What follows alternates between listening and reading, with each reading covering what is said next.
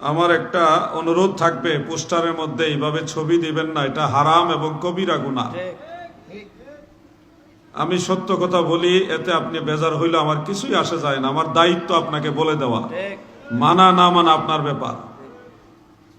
স্ক্রিনের ছবি, মোবাইলে, কম্পিউটার, ল্যাপটপে স্ক্রিনের ছবি আর এই ছবি এক জিনিস না।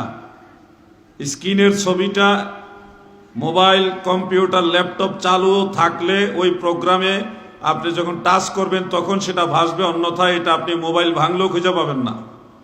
ওটা বাতাসের মধ্যে থাকে, সফট কপি। আর এটা হার্ড কপি। এটা নিষেধ, বিনা প্রয়োজনে ছবি তোলাই নিষেধ।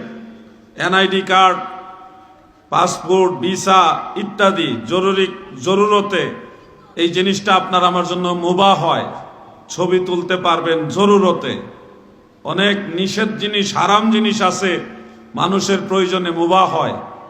ফিকহি একটা মাসআলা রয়েছে যে কোথাও গিয়ে আপনি এমন এক পরিস্থিতির শিকার হলেন যে আপনি খুবই ক্ষুধার্ত, খাবার জন্য কিছুই পাচ্ছেন না, না খেয়ে ডিহাইড্রেশনে আপনি ক্ষুধার্ত অবস্থায় মারা যাওয়ার উপক্রম হলো।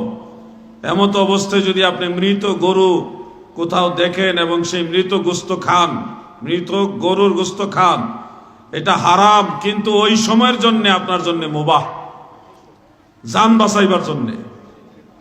সব সময়ের জন্য হারাম, ওই সময়ের জন্য মুবাহ।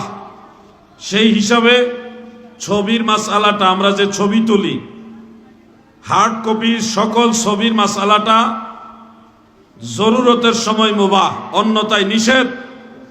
কোন পোস্টারে, ব্যানারে এইভাবে আলেমদের ছবি দিবেন না, এইভাবে দিবেন না। যদি দেন এটার সম্পূর্ণ দায়ভার আপনাদের। হাসরের ময়দানে আল্লাহর কাছে আপনারা এটার জবাবদিহিতা করবেন, আমরা এটার দায়ভার নেব না। আমরা এই ব্যাপারে আল্লাহর কাছে সম্পূর্ণ নির্দোষ হিসেবে গণ্য হব। বহু মাহফিলে এই কথাগুলি বলেছি, আজকেও বলছি।